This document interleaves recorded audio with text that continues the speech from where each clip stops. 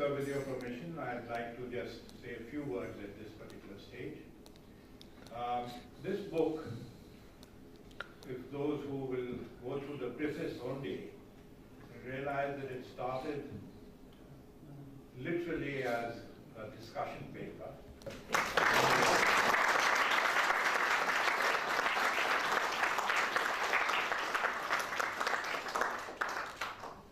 While writing the foreword to this book, I had lamented the lack of serious scholarship on Myanmar despite its obvious importance to India. Sir, welcome to this program, Diplomatically Speaking, which has been launched by FPRC. I am thankful to you for sparing time for this interview, and I hope the viewers will have a lot of issues clarified by you, and it will be helpful in understanding the various aspects of Indian foreign policy. So now I begin with the questions, and my first question is, you had a very long and distinguished diplomatic career. The very first thing that comes to one's mind is, what attracted you to Indian Foreign Service? Well, first of all, thank you for having me on your show. The reason that I looked at the Foreign Service as my particular course of professional future was that I was third in my family to join the service.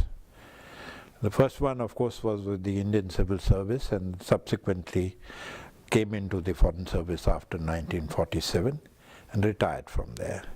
Second was my first cousin, who was several years older than I was. He also joined the Foreign Service and was there till he retired and passed away a short while ago. As I said, I was a third in the course. The first thing was that my parents were very keen that I should join government service because of the sentiments that had and emotions that had arisen after the partition of India. We came from Rawalpindi, and they had a certain sense of insecurity. They wanted me to join the Foreign Service, to join civil service. And the only civil service I was willing to join was the Foreign Service, and I was lucky enough to get into it. It has been a great experience being in that service, and it fulfilled many of the aspirations that I had. In fact, it was very kind to me because I was one of the youngest people in the service to become an ambassador. I was really only a first secretary when I became an ambassador for the first time.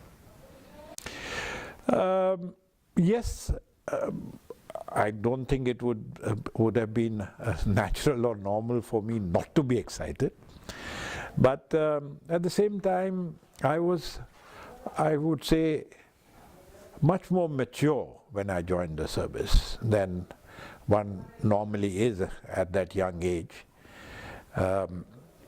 So by the time I became ambassador, it was not something that I found difficult to adjust to. Funnily enough, I had acted when I was in Singapore, which was my second posting, on many occasions as the acting High Commissioner, although I was a very young officer at that time. So I'd had experience of handling things at the mission level. But my first assignment was particularly exciting because I was effectively setting up the embassy. We did not have a resident ambassador. This is a place called Bahrain in the Gulf. But I set up the embassy, and I was there for my full 3 years.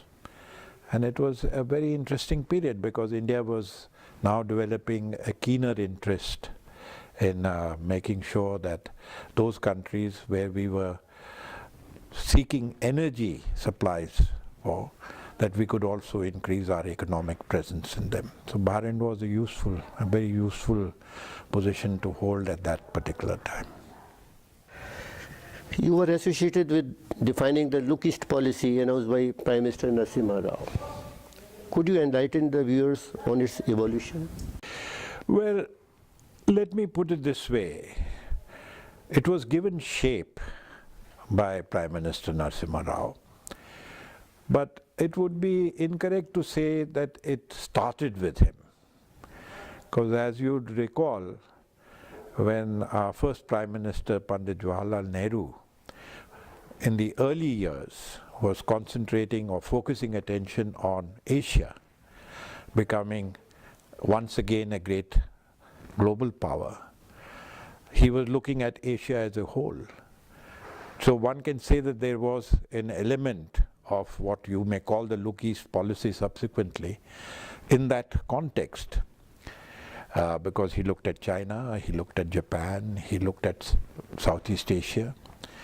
And there were other occasions when emphasis was laid on the fact that India would like to be closer to several parts of Asia.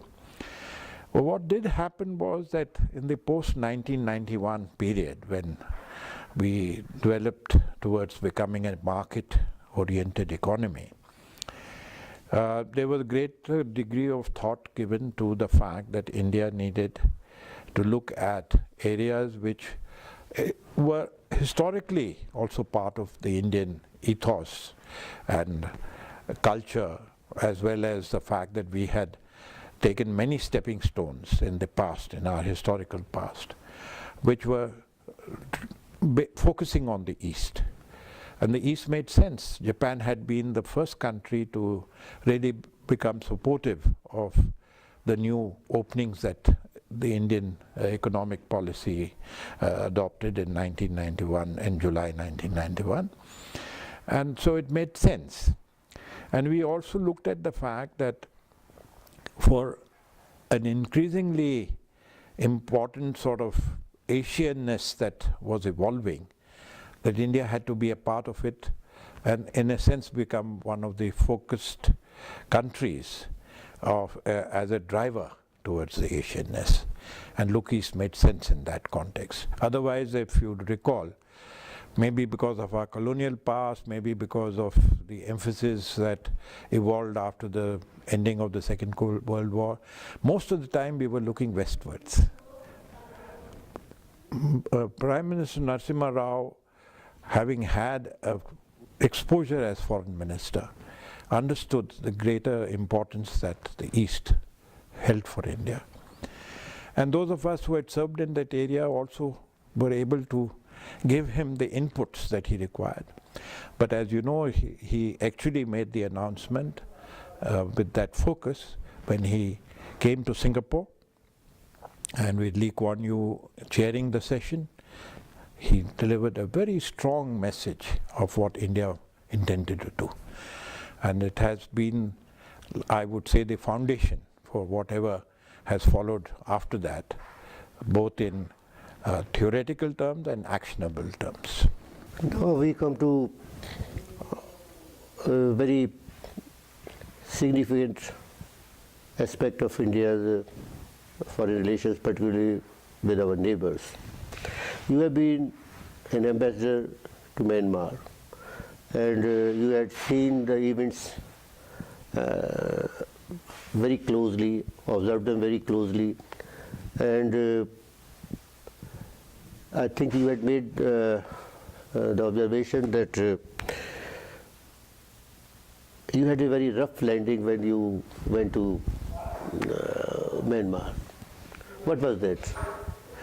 Well, I think it would be appropriate first of all to mention that I was arriving in Myanmar in August 1990 after the events of 1988 when there had been considerable amount of first the movement of the students, then the monks, and the political parties that had been suppressed for very long in Myanmar, which was Burma till then, to try and bring democracy back to that country.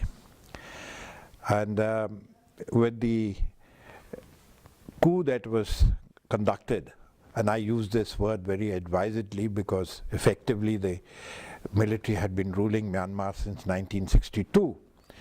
But effectively what happened was that they came back in uniform in 1988 and established a new government which they called the SLOC. And this government was brutal in suppressing the voice of democracy. India had taken a very strong position in favor of the democratic movement. And the elections of 1990 had happened before I arrived. The results were there. But the SLOC went back on its original promise of permitting the elections to determine the future course of the governance of the country. So when I landed out there, symbolically, let me put it this way, the rough landing was that when we were coming in to the Rangoon airport, which now had become Yangon rather than Rangoon, the aircraft which had its landing gear down, it was the middle of the monsoon, suddenly we came out through the clouds into sunshine. And we could see the runway. I was sitting on the window, on the left-hand side window seat, and I could see the runway. The landing gear I could make out was down. And the aircraft was coming in to land, and then suddenly it took off. And we wondered what had happened, you know, it was a very scary moment. And the pilot took the aircraft off and then took a swing to the right, and we came over the famous or infamous insane jail, which is a round, circular jail. And we were in sunshine, but now we could see a very thick cloud cover over the airport and lightning, and so that now the pilot announced saying that there was an electrical storm, and the landing systems in the Yangon airport were not modern enough and sophisticated enough, so he had to take off. But a few minutes later, the storm had passed and we landed. So that was the symbolical side of it. What was more interesting was that I was welcomed by the Foreign Office, told immediately that I would be presenting my credentials that particular Thursday, that week Thursday, but that came and went and nothing happened. And I was there for almost a month and 10 odd days before I was permitted to present my credentials. So there was a kind of hiatus in the relationship, which was being reflected in the manner in which I was being treated. It was all politeness, but no action was being taken. And obviously, if you had not presented your credentials, you couldn't really function officially, particularly interaction with the government and the people, etc.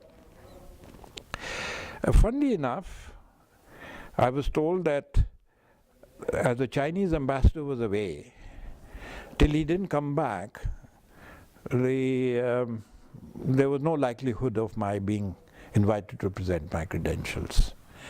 This I was informed by a good friend who was the Philippine ambassador in Yangon, who had served in India before. And it's happened that way.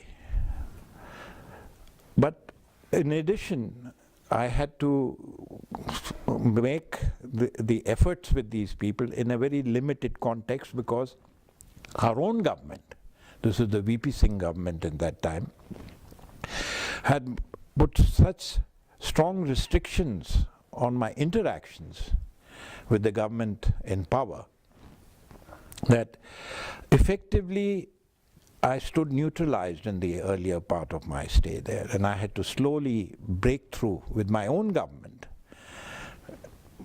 as to how we can continue to do some business with a neighboring country. You can't have no relations with a neighboring country with whom you have over 1,600 kilometers of land border and a very large maritime border. But there it was. Sir, how do you account for a long period of mistrust, mutual discord between India and Myanmar? See, let's put it in perspective. We didn't start off with mistrust. I'm talking about as independent countries. However, when the British in India decided to take over Burma in the 19th century, they not only extended their colonial outreach on Burma, which was a monarchy at that time, but went a step further. They linked Burma to India. It became part of India. Never before in history and never after that has it happened. And it also created a situation where the people in Burma, the Burman people, who were being discriminated against, saw Indians coming from India and becoming extremely important in business and land ownership, in the new Irrawaddy Delta rice bowl that was being created by the colonial people, in the general mid-level and low-level administration of the country, and in the security forces, in the police, in the armed forces that were created. There was a very strong presence of the Indians. The Burmans felt that they were being, in a sense, pushed aside by people who came from outside their country. They never accepted the fact that Burma was part of India in that sense of the term. Deprived of their dues. Deprived of their rights in many ways also, not only dues but rights also. So that was one side of it. The second part, I would say, arose after Nevin became the president of the country, when he conducted the coup of 1962. One thing I would like to make very clear even at this stage, unlike in India, the nationalist movement in Burma had a very important segment of its functioning in the armed forces that it was created by the nationalist movement. Because when the Thakin movement, when they escaped during the period just as the Second World War started, and when Japan became an aggressive power in Asia, they moved away into the Japanese sphere of influence and were trained. And there was a creation of what they call the Burma Independence Army, which was led by Aung San. And it was the Burma Independence Army that led the Japanese forces into Burma, on the basis that the Japanese would ultimately hand over Burma as an independent country to the Burmans. So the armed forces had a role throughout in the nationalist movement. So when Nevin took over in 1962, it was not that the armed forces for the first time were coming into a position of authority in that sense of the term. This is one side of it. Now Nevin isolated the country. He followed the principle that you did not need the world, that the Burmese culture was so strong that it did not need, that the world was jealous of Burma and Burma did not need the world. So he isolated the country. He threw out the Indian business community. And this created apprehensions on the Indian side also. But fundamentally what happened was that the relationship became a formal relationship. I wouldn't use the word mistrust in that context, but it became a kind of a formal relationship. And it remained as such till I would say in many ways, though post-1992 things started changing, but I would say that the relationship really became much warmer from 2010 onwards. And there has been a much greater degree of interaction on both sides as a result of that. So it's interesting. The 2010 elections did not throw up a democratic, structured, independent party in power. It was the military that took on a civilian face and got elected. But there was a moderate face that came into play, which changed the course of things. So there was no mistrust in that sense of the term, but there was a lack of interest, and there was a very formal kind of relationship, which of course deteriorated very badly in 1988 and remained in that limbo till 1992, I would say. But things started improving after that. After 1992, they started improving. You know, it was, to give you an example, I was in Yangon as the Indian ambassador from August 90 to September 92. So just about 2 years. During that period, we had 3 changes of government in Delhi. When I went, it was VP Singh, then it became Chandrasekhar, then came Narasimha Rao after the Congress came back into power. When Narasimha Rao took over, the consequences of what was happening in our northeast and the space that our insurgents were having in now Myanmar were again being sort of felt. We needed to do something, we needed to have Burma on board. This was very, very important. I used to come back to Delhi every 40-45 days because Delhi could not make up its mind. I'm talking from my 1990 up to 1990 as to how they should deal with Burma. Now I came, this time when I came, I sat with the Prime Minister, the Chief Minister of Assam was brought in, and we had an extensive discussion.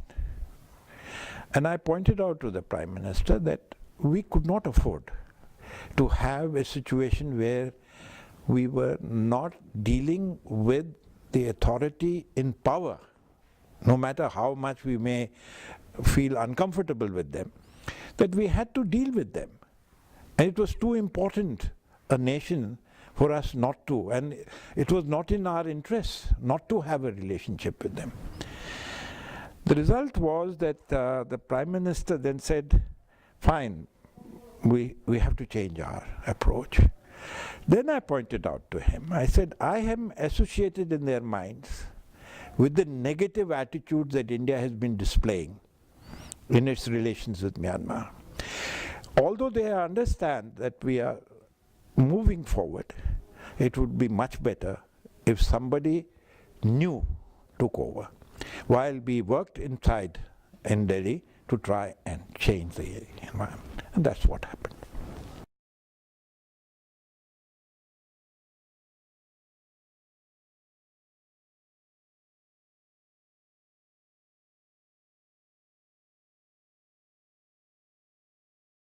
This is indeed a very unique and historical situation. Aung San Suu Kyi and her party have got an overwhelming support from the people of the country, not only the Burman people, but also the ethnic minorities. She has therefore got the opportunity to take Myanmar forward in a very comprehensive manner, because if she settles all the affairs of the country within a mold where everyone feels comfortable, the ethnics and the Burman majority, you have a very changed situation. However, she has a major problem. The constitution of the country does not permit her to actually take over as president of the country. How this will be settled ultimately between her and the military will become an extremely important factor, and we'll only know in February, when the current regime's power comes to an end, that what will happen subsequently. So there have to be very, very extensive negotiations, and she has to create a kind of momentum of trust within the military establishment that they can and that they are assured that their position will not be affected. This is one side of it. What should India do?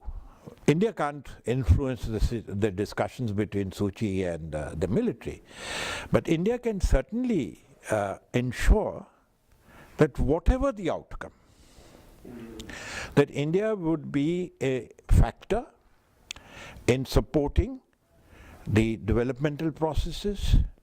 More importantly, that India would be engaged fully to the extent it is feasible within our means and resources in completing and strengthening our economic, our developmental, our institutional approaches, which have been supportive of the future of Myanmar.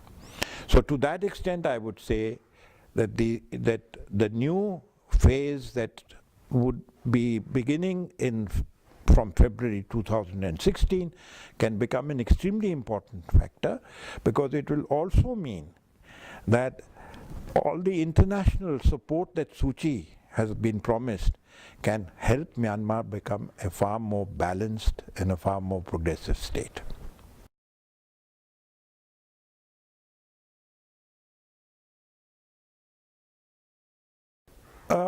I can only put it this way, that she wants a lot of presence of India in Burma, but it should not be overwhelming as it used to be in the past. In other words, it should not be a repetition of a situation where the Indian presence is exploited, but it is inclusive and is supportive of whatever the policies, the economic policies, the political policies that Myanmar adopts for itself. In other words, we should be a force of inclusive support, both in economic terms and political terms.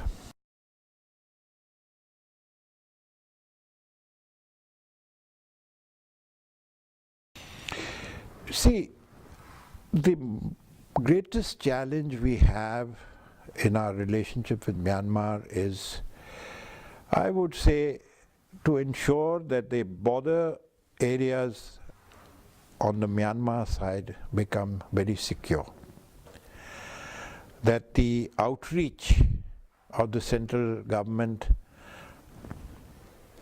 is one that comes to be established in all the areas adjoining the Indian state, which at the moment are not directly under the control of Nepoda.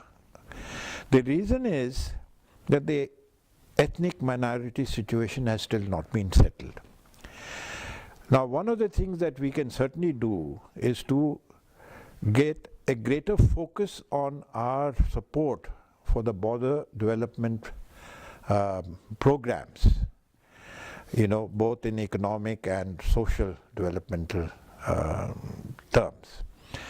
Create institutional support, do as much work as we can on the agricultural and social, like education, health, etc. These are areas which are really underdeveloped, and we have to support Myanmar in its efforts, because it also helps us. It creates conditions where our support becomes inclusive of the efforts of our northeastern states. So to that extent, it's not only a challenge, it's also an opportunity. The second part of this is that we must make sure that all the programs that we have put in place to create support for infrastructural growth, our road developments, our Kaladan multimodal project, etc., the trilateral, we must ensure that we implement these on time. We are not doing that. And that's a challenge for us internally also. How do we ensure that all the things that we have put into operation follow timelines and are implemented?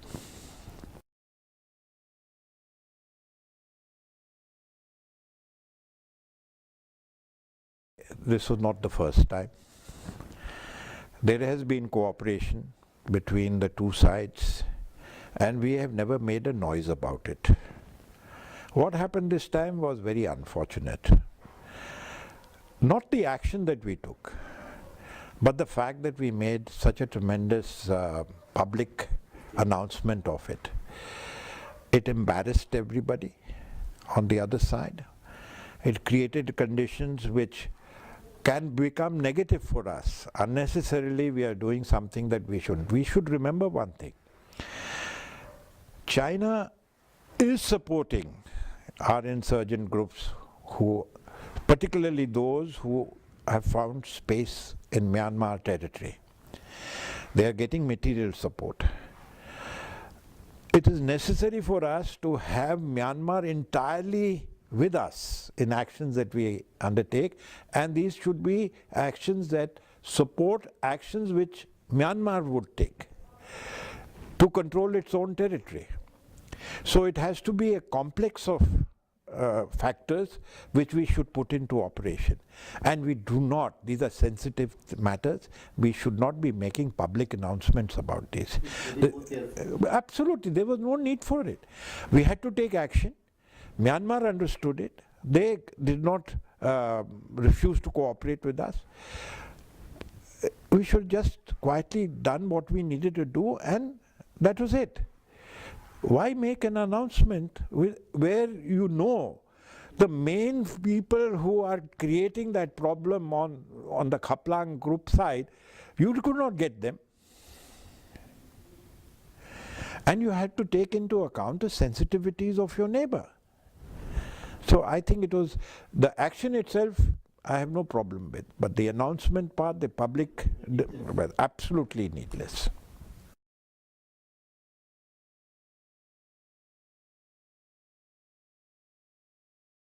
You see, let me put it this way. We have known, and I don't think we are unaware or have ever been unaware of the fact that China would like to keep things on the boil because it gives them an advantage. It is in our interest to ensure that China does not get that opportunity. Now, one of the problems that Myanmar, or Burma as it was known earlier, has consistently faced since 1947 has been the difficult situation along their frontiers. The frontier areas, as the British used to call them, were never really made a part of Burma in the administrative sense. They were always kept as a separate entity. They became part of Burma on the basis of the Panglong Agreement.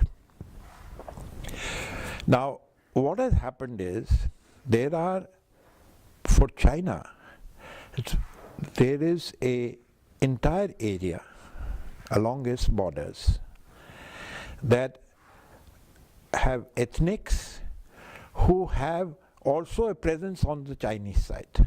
The Kokang, the Wa, the Kachins, the Shans themselves, they have ethnic groups who are part of China.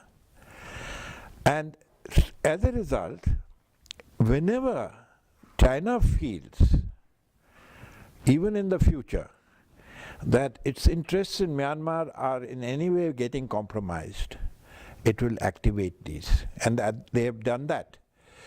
The Kokang have been conducting operations that have got the support of China. And we should not be blind to this. Now, we also know that they use the Kokang and the Wa, etc., who have got industrial, a military industry which is also based on Chinese support. They supply equipment to the Indian insurgents who are based in Myanmar space. So we have to find ways and means to support Myanmar to such an extent that there is a greater degree of control that they can exercise along their frontiers, and that would be of help to us also. And that's all I can say at this particular stage, because it's a very, very difficult and a complex issue. Politically, the people in Myanmar have to bring about a settlement, which has not happened till today. And we have to see whether Aung San, whether she becomes president or rules from outside, in a manner of speaking, how she can create the kind of confidence amongst the ethnic minority which her father had created. If she can succeed in doing that, she will then be able to bring them into the system, and that will, in a sense, deprive the Chinese of that opportunity.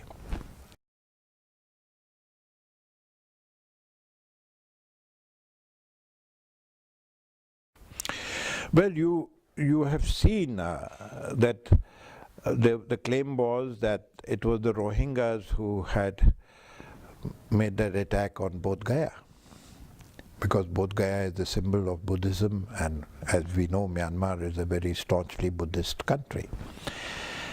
So effectively, you have got a very clear indication that if these problems continue to persist in Myanmar, where the Muslim population is concerned, whether it's the Rohingyas or the native Burmans who are Muslims by religion, there are enough Islamic militant forces in the world who will try and create conditions of that. We have seen, for instance, that even in a country like Malaysia, there have been reactions, and people professing the Buddhist religion in Malaysia have been targeted. Obviously, if they are not, the Rangoon or Naypyidaw is not able to solve this problem, there is a greater possibility that ultimately militancy will become a force which will pose a threat definitely to Myanmar itself, but will also create problems for the neighbors like India and probably Bangladesh, because Rohingyas have connections with Bangladesh.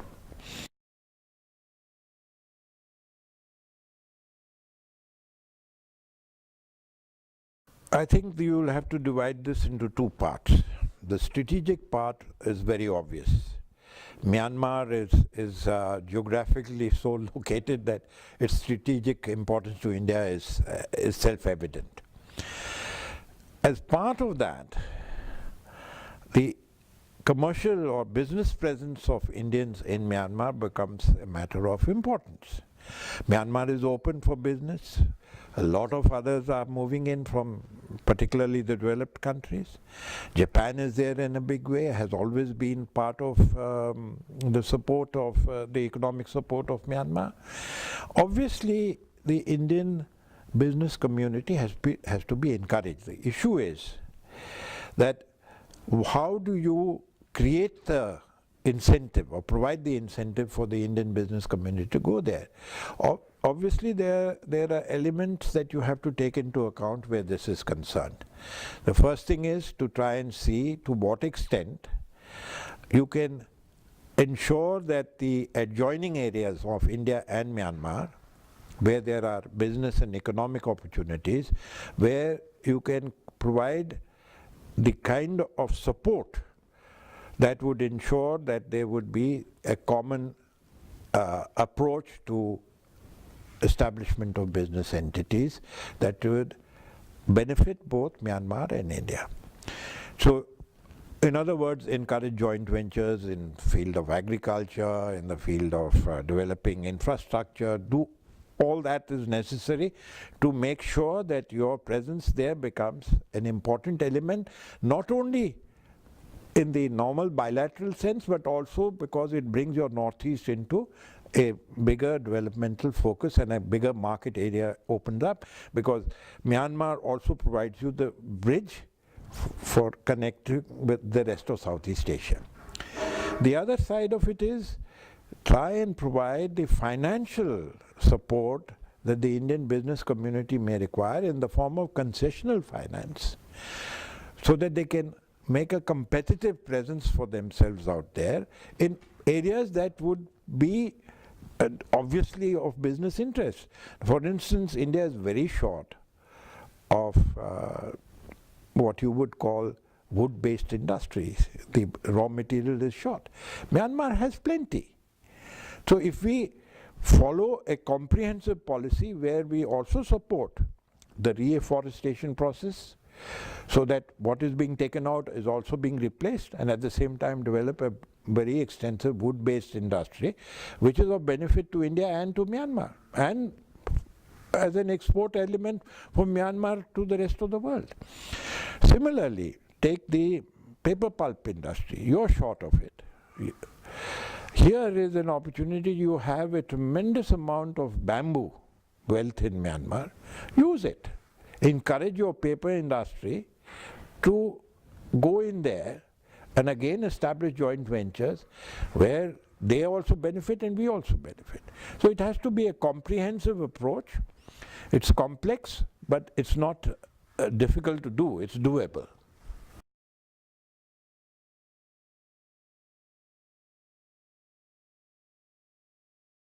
Well, it's pretty obvious, isn't it? We have had a tremendous historical presence in Myanmar. We have contributed culturally in terms of not just pure culture but religion. You've had a Hindu period, Buddhism has gone there, the Jatakas have influenced people in their system, their culture out there. Architecture, the Pagan kingdom, the architecture, a lot of it was influenced from our Kalinga period. So you have got a lot of areas of interest, but where do we have the scholarship? Where do we have the interest? Where do we have the concentration of people focusing on different aspects? It's not just Myanmar. Take the whole of Southeast Asia. You have a tremendous presence in the historical sense, in kingship, in the form of administration, religion, culture, business. I mean, in the sense that you had trade, you had kingdoms which had Indian influence on them. But where is the scholarship? Do we even have, which gives you a complete picture of what the Cholas did, who were very important in Southeast Asia? You have the Kedah state of modern day Malaysia had a huge presence of the Chola period out there. You had the Hindu period out there. You had the Buddhist period out there. You have got remains of temples out there. But where is the Indian scholarship on all these things? The best book that I have seen on the Indian presence in Southeast Asia, Burma and the rest of Southeast Asia, is by a Frenchman, Kodesh. Hinduized India. But where have we got our scholars who have contributed on that basis? There's a recent book that I read, Finding Zero. Now, traditionally, we have always said zero came from India. But you can't establish it because you don't have the scholarship. These people have gone all the way and found that the oldest reference to Shunya was in what you call Cambodia, Kambuj, and it was Indian. But again, it's the others who are finding these things. We are not doing it. So that's where it's unfortunate. But I think the Vice President was very correct in when he said what he said.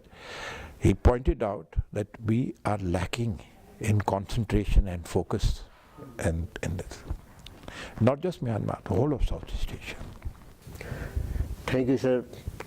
We have taken a lot of your time, but it has been a wonderful experience, and I hope the viewers will be enriched by what you have said. Thank you very much. Thank you. Thank you very much, Professor.